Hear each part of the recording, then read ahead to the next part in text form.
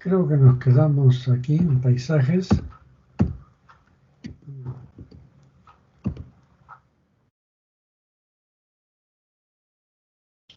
Hicimos ecosistemas, por favor, no me acuerdo porque son tantas secciones.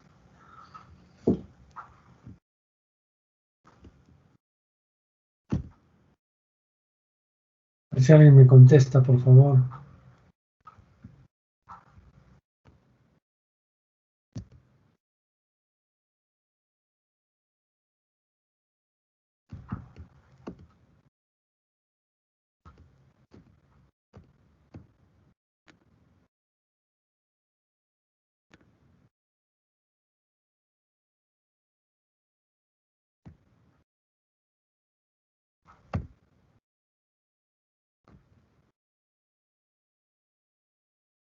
Bien.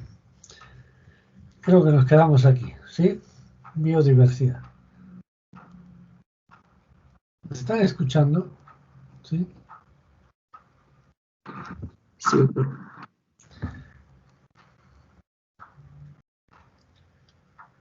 Bueno. Biodiversidad. Entonces, aquí hay algunos conceptos importantes que tenemos que desarrollar.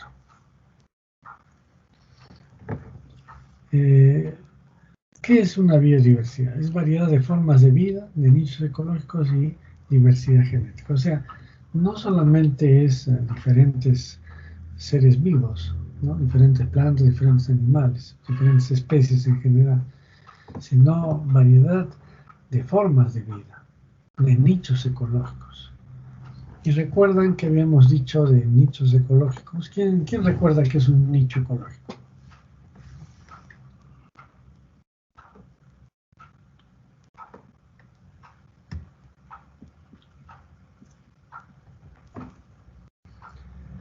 ¿Alguien recuerda?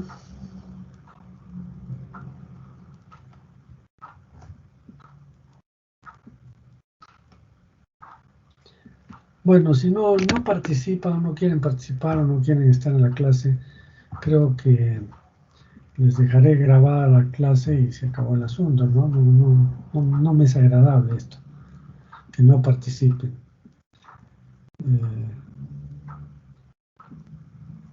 A ver, vamos a ver la manera de hacer participar pues a todos, porque si no estamos un poco mal. A ver, Sebastián Ramos, ¿qué dices? Sebastián Ramos.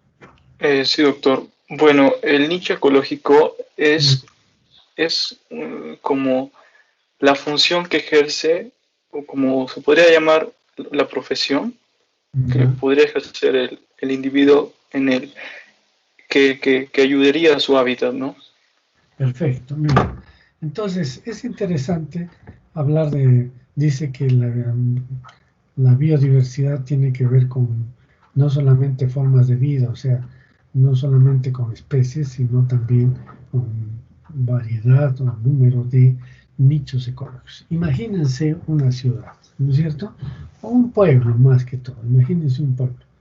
Y entonces, si hablamos de profesiones, así entre comillas, entonces diríamos que en un pueblo, por ejemplo, hay zapateros, hay carpinteros, hay panaderos, agricultores, hay profesores, médicos, etc. Pero de repente no hay gasfiteros o plomeros que les llaman.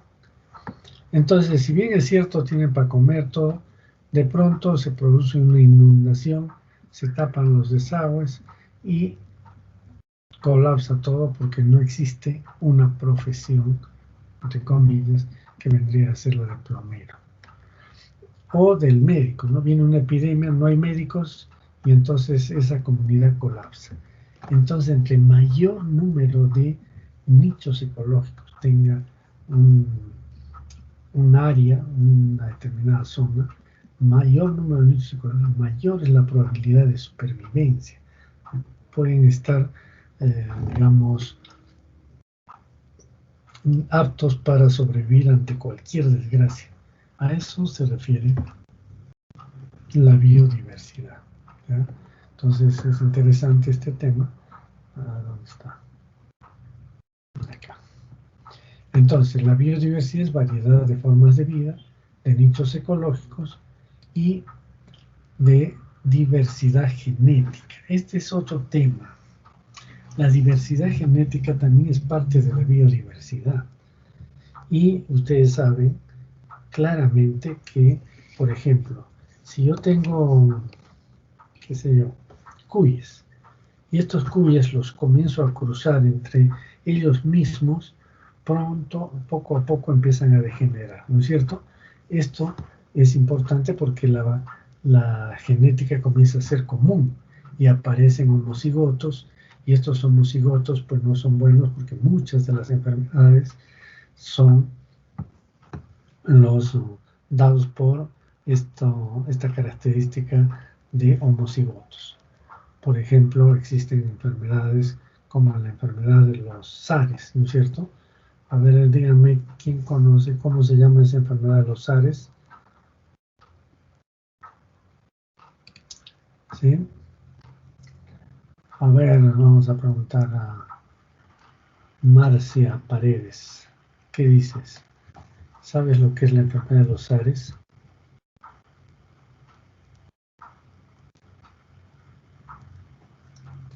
Marcia.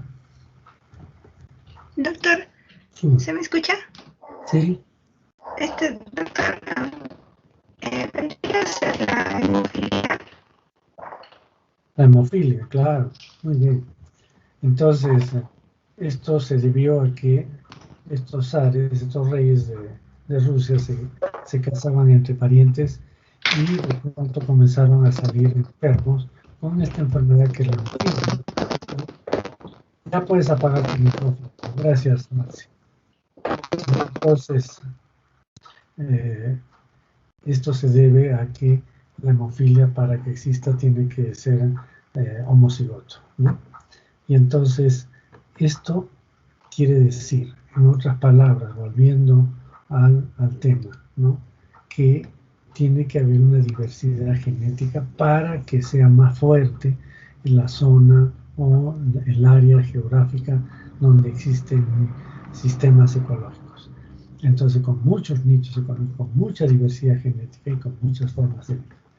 Esto es básico para poder entender lo que es biodiversidad.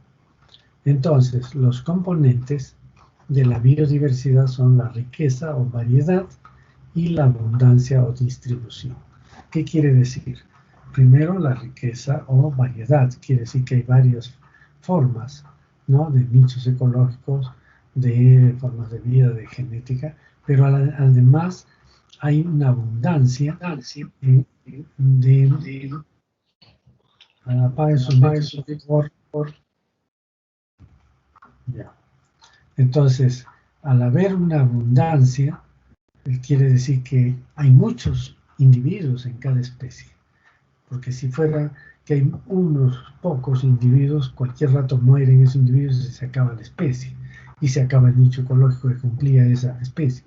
Entonces tiene que haber abundancia. Y tiene que haber una distribución amplia. Quiere decir que no están solamente, digamos, en el borde de un río, sino que debe haber en todos los ríos, por ejemplo, esta variabilidad, estas especies, ¿no? Entonces, esto es importante para considerar lo que es biodiversidad. ¿Y cuándo hay pérdida de la biodiversidad? Hay dos conceptos que es importante conocer. La redundancia, que significa más de una especie con el mismo nicho. Quiere decir que,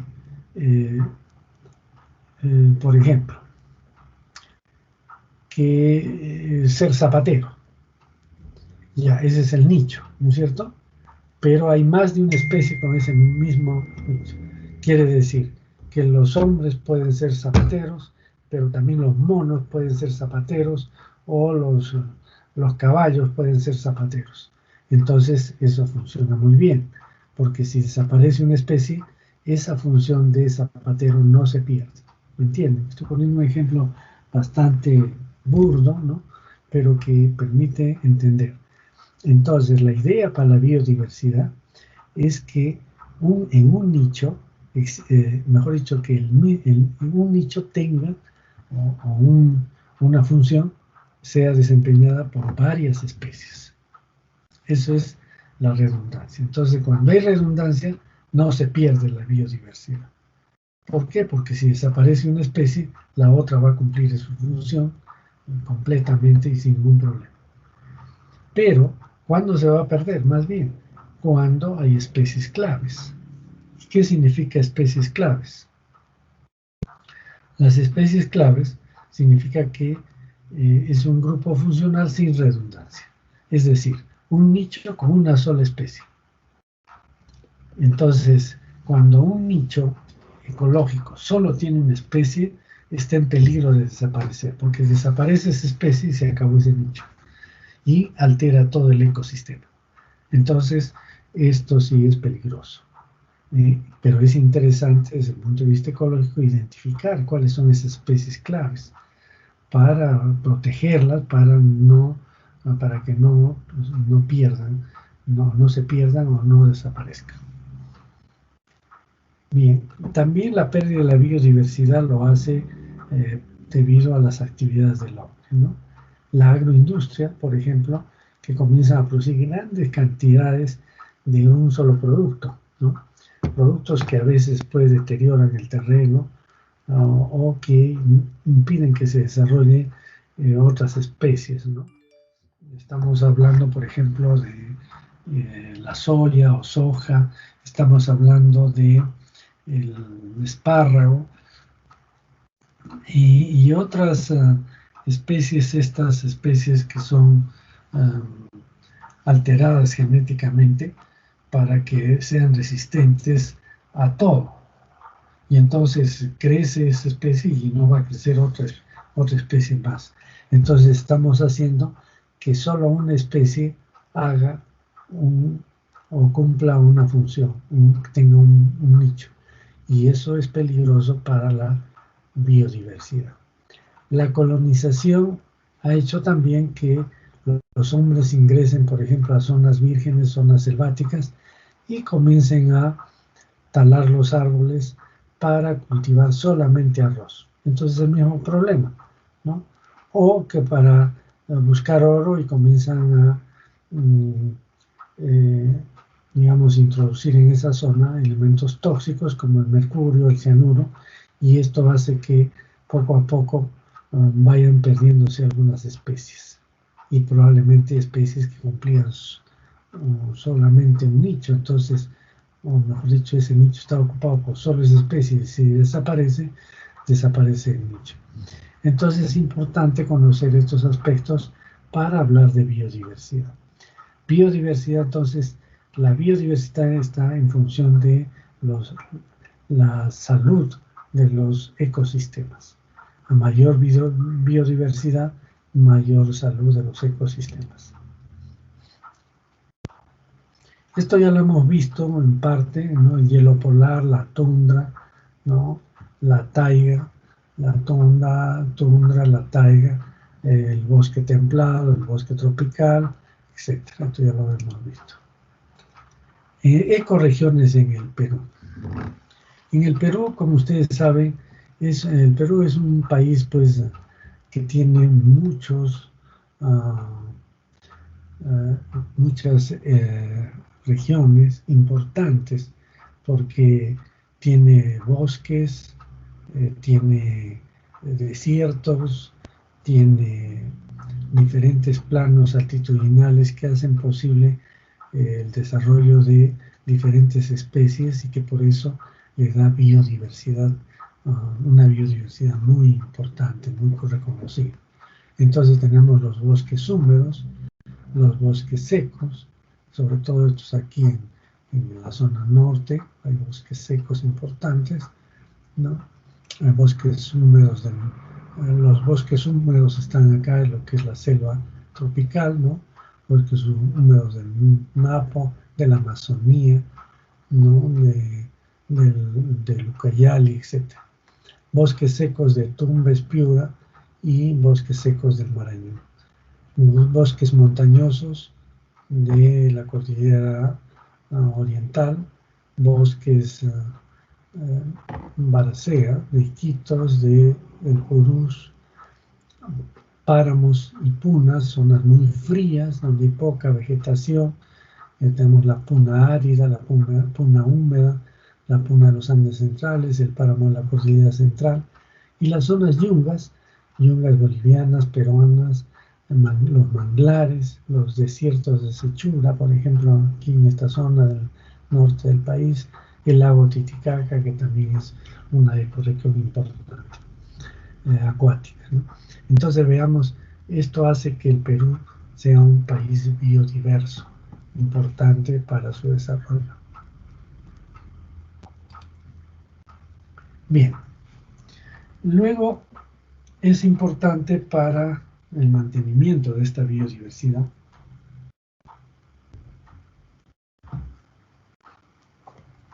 ciertos ciclos, sobre todo el ciclo de la energía. Miren que el ciclo de la energía es tan importante en el desarrollo de la vida que es interesante estudiarlo y entenderlo. Miren, si el Sol desaparece, no podría seguir la vida en la Tierra, así de simple. ¿Por qué? Porque la Tierra depende fundamentalmente de la energía solar. Y esto ha pasado, la desaparición de los dinosaurios fue por digamos, se especula que hubo unas tinieblas debido a explosiones que cubrieron de polvo toda la Tierra y no hubo por mucho tiempo luz solar. Y entonces murieron muchos animales, muchas especies. Pero en general, si desaparece el Sol, desaparece la vida en el planeta, ¿no? ¿Y cómo es esto? Miren que el Sol va a producir un calentamiento de la atmósfera y se van a evaporar los mares y ríos y forman nubes y cae la lluvia. La lluvia va a estar fundamentalmente en las partes altas, por lo tanto se puede represar esa agua y esa agua va mediante generadores, va a movilizar estos generadores y va a producir luz eléctrica, ¿no? Energía eléctrica. De igual manera, miren, el Sol va a actuar sobre las plantas y las plantas van a convertir el agua y el dióxido de carbono en aire, o sea, en oxígeno y azúcares. Eso es la fotosíntesis. Y esta fotosíntesis va a producirnos plantas que sirven como combustible, como leña, ¿no? Y entonces ya tenemos también una forma de energía. Pero también las plantas se pueden quedar cuando hay estas inundaciones o hay terremotos, cataclismos, entonces estas plantas se forman fósiles y eso es lo que se llama el carbón mineral, que también da energía. Entonces, finalmente ya sea la leña o el carbón va a dar energía. Sin embargo, este carbón o a veces el petróleo, que también está por aquí, ¿no? Va a producir pues problemas porque producen muchos gases de efecto invernadero. Pero de hecho se utiliza y se utilizan en las fábricas, en la vida diaria de la población. La parte de el Sol también hace que haya cambios atmosféricos con calentamiento y enfriamiento de la atmósfera, lo que produce los vientos. Y al producirse los vientos, podemos utilizar otra forma de energía, que es la energía eólica. Lamentablemente, la energía eólica usa instrumentos muy costosos, por eso que se ve un poco aquí. En los países industrializados sí se dan el lujo de comprar, cada torre cuesta una millonada realmente, pero es una energía limpia, no causa problemas y que puede ser sostenible en el tiempo.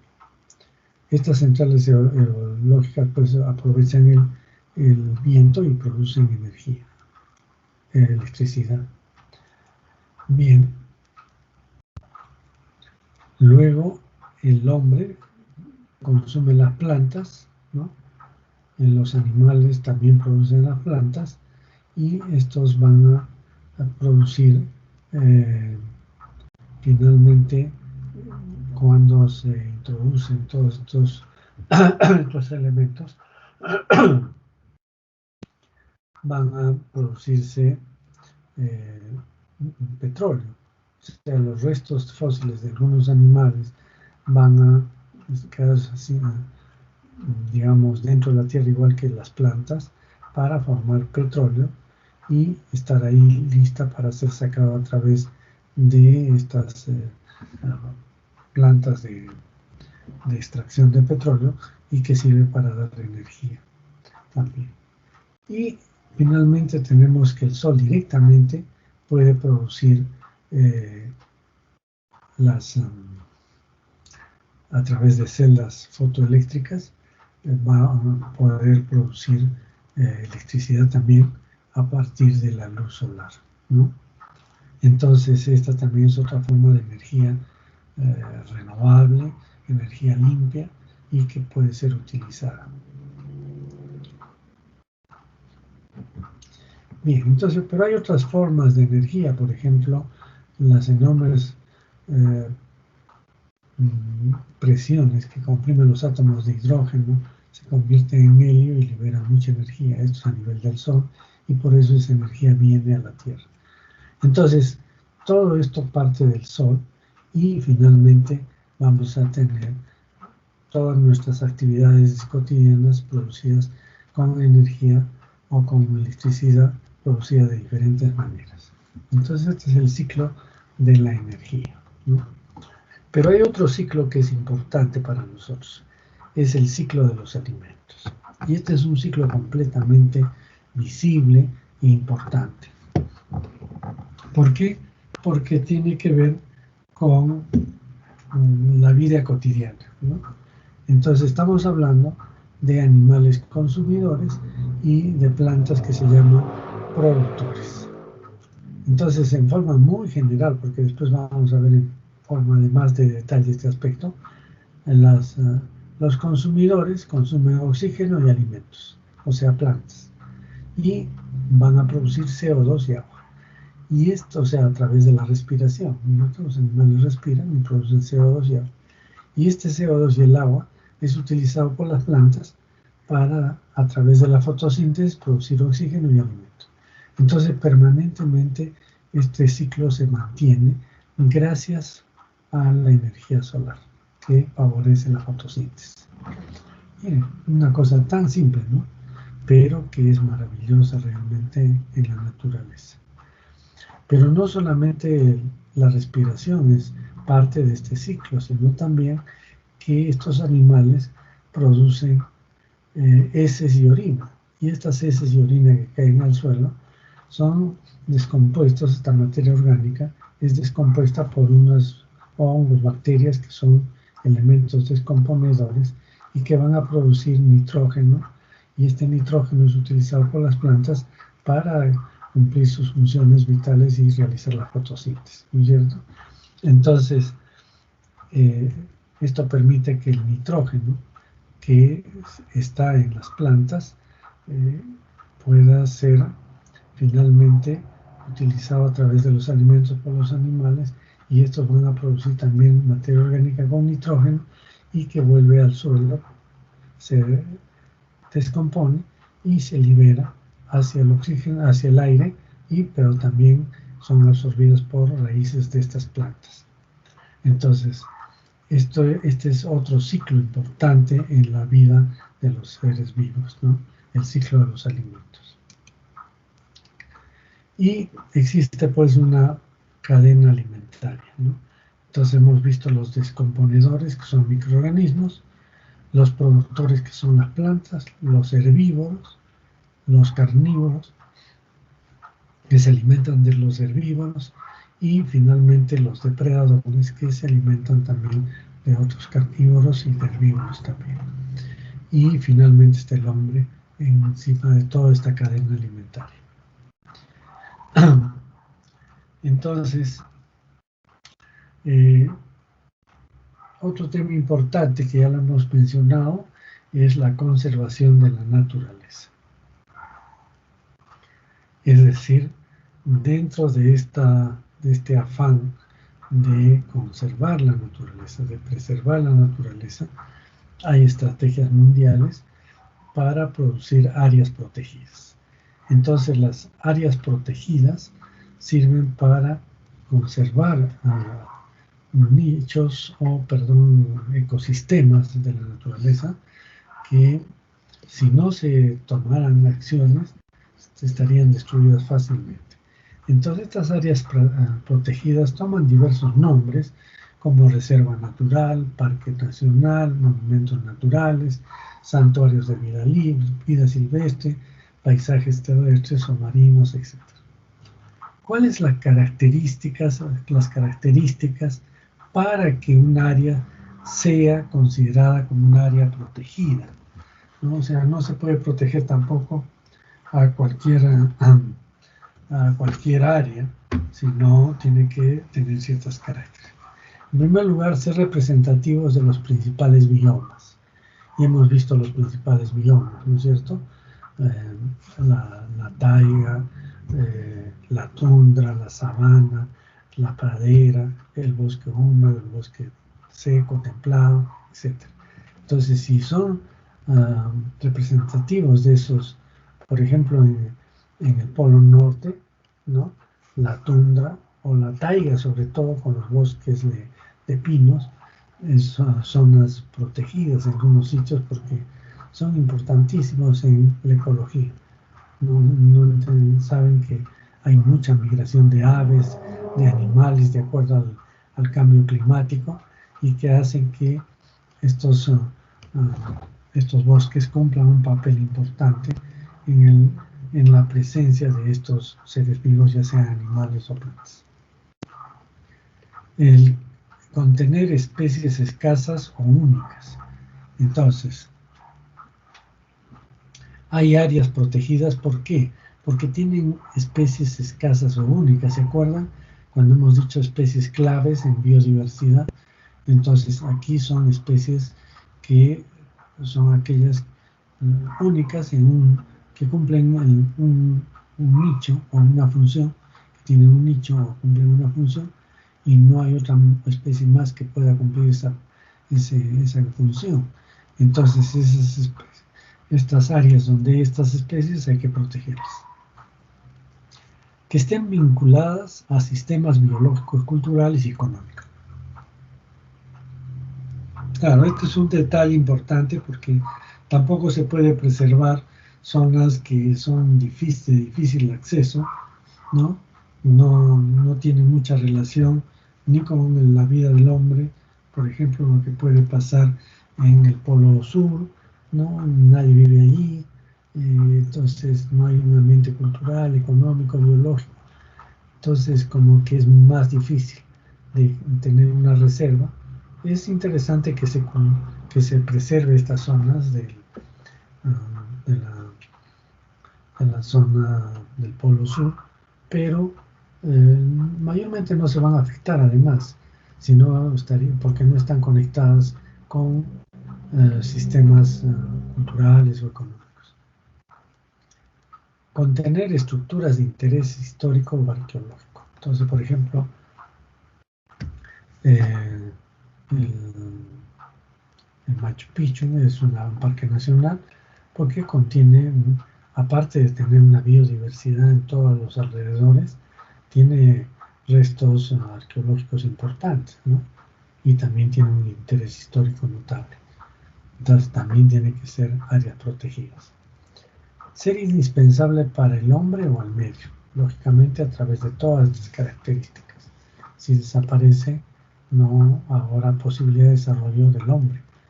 Por ejemplo, los lagos o el mismo mar es importante porque si alteramos todo el mar puede fracasar la vida del hombre. Pero esto se refiere más a cosas más pequeñas, ¿no? Por ejemplo, un río es indispensable para la vida del hombre. Si alteramos este río, contaminamos el río, ya va a perder. Entonces, si es que este río es importante para la vida del hombre, no hay otro, entonces tenemos que declararlo como un paisaje natural o un parque nacional con ese río o con un lago que esté presente. Y favorecer la restauración de zonas degradables, ¿no? Entonces, si nosotros logramos hacer que una área sea protegida y que está cerca de un área que ha sido alterada o que puede ser degradada, entonces mantenemos también, protegemos también esta zona que está de vecino, digamos, ¿no? O a veces dentro de un área grande hay zonas que están muy bien, pero hay otras zonas que están destruidas. Entonces, al proteger toda esta área, vamos a hacer que se recupere la zona que ya está degradada o alterada o depredada.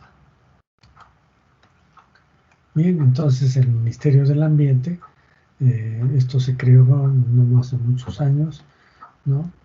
La Ley General del Ambiente fue esta ley en el 2005, por esa época, o sea que ya tenemos 15 años, un poco más de el Ministerio del Ambiente. Antes no había el Ministerio del Ambiente, solamente había comisiones y no había pues un ente que se ocupe de los problemas del ambiente en el Perú. En otros sitios se había y acá no teníamos Ministerio del Ambiente. Entonces se crea el Ministerio del Ambiente, que se rigen bajo la Ley General del Ambiente, la Ley Marco del Sistema Nacional de Gestión Ambiental, algunas otras leyes y comisiones ambientales regionales con ordenanzas regionales y municipales, ¿no?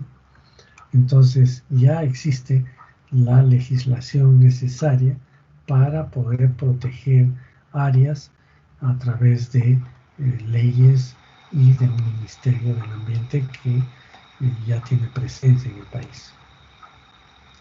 El Ministerio del Ambiente tiene ejes de política, 4 ejes de política, que es la conservación y aprovechamiento de los recursos naturales, la gestión integral de la calidad del ambiente, o sea, el primero es conservación y aprovechamiento de los recursos naturales. Miren, pareciera que se contradice esto, ¿no? Porque si hablamos de conservación, quiere decir que no se toque. Y dice, pero aprovechamiento de los recursos. Es que se puede aprovechar sin alterar sus ecosistemas. Entonces yo puedo hacer pesca, por ejemplo, en una zona de reserva, ¿sí? Pero dentro de límites que no alteren las especies, manteniendo los ciclos de vida de los peces y no hay ningún problema. Se regula nada más el número de individuos de las especies. Gestión integral de la calidad del ambiente. Quiere decir que la calidad del ambiente tiene que tener aspectos muy integrales desde varios puntos de vista. Es decir, desde el punto de vista económico, biológico, social, desde el punto de vista de desarrollo, de respeto a los seres vivos, etcétera, etcétera. Entonces la gestión tiene que ser muy amplia para mantener la calidad del ambiente. Tiene que haber una gobernanza ambiental y esto lo hace felizmente el Ministerio del Ambiente. Quiere decir que el Ministerio del Ambiente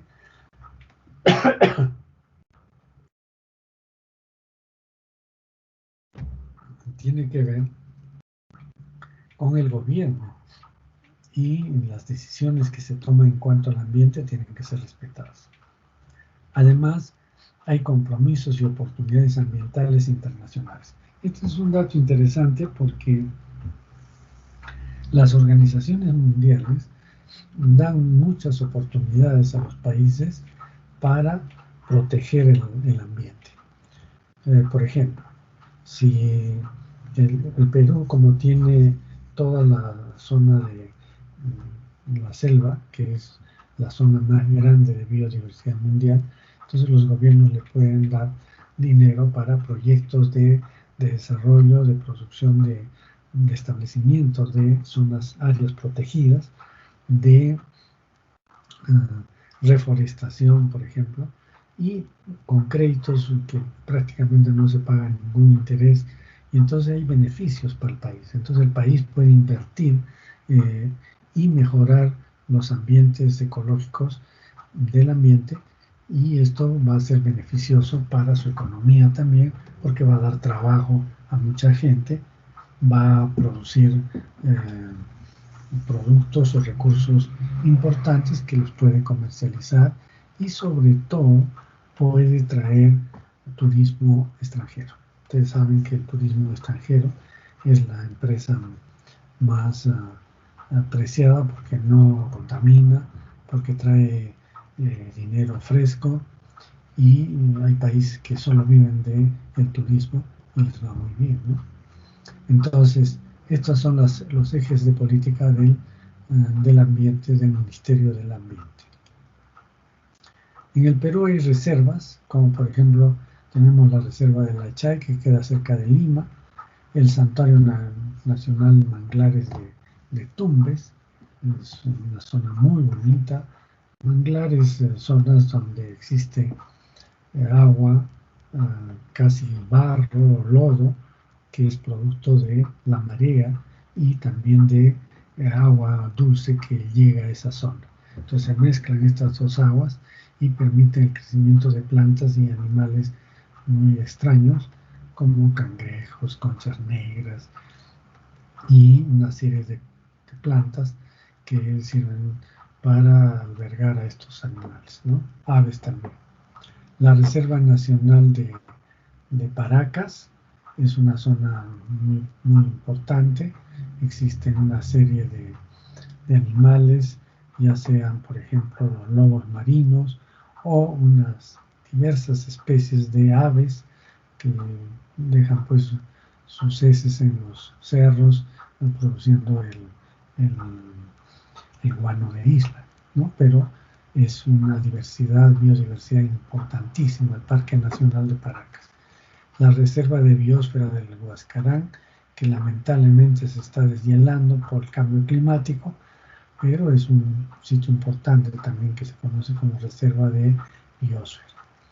La Reserva Nacional de Junín, el Santuario de Guainilay, otro importante santuario en el centro del país.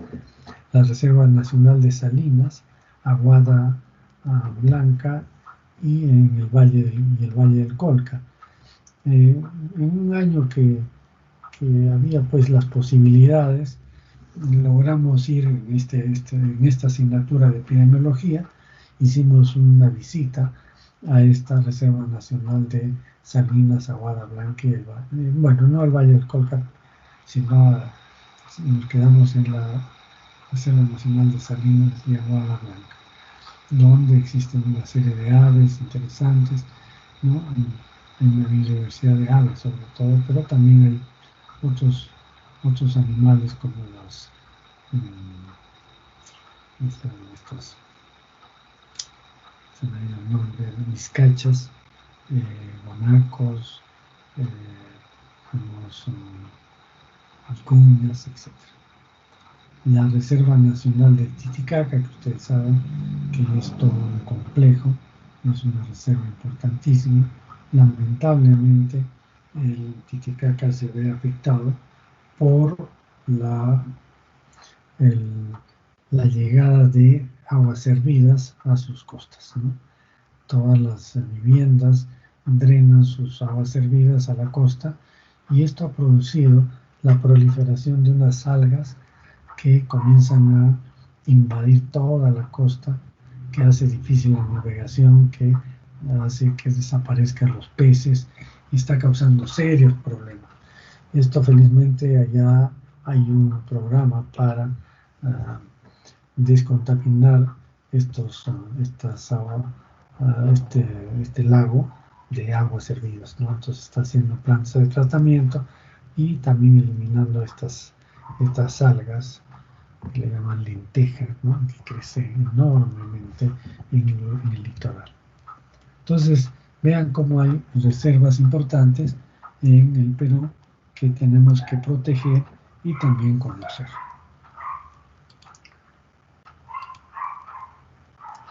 Bien, por ejemplo, acá tenemos la Reserva Nacional de Junín, Sartori de Goyay, que no lo habíamos mencionado, ¿no? Está a 4.100 metros, se encuentra el lago Junín, también llamado Chinchaycocha o de los Reyes, fue creada en 1974, etc. Entonces esto se encuentra aquí para que ustedes puedan observar. Bien, creo que con esto terminamos. A ver.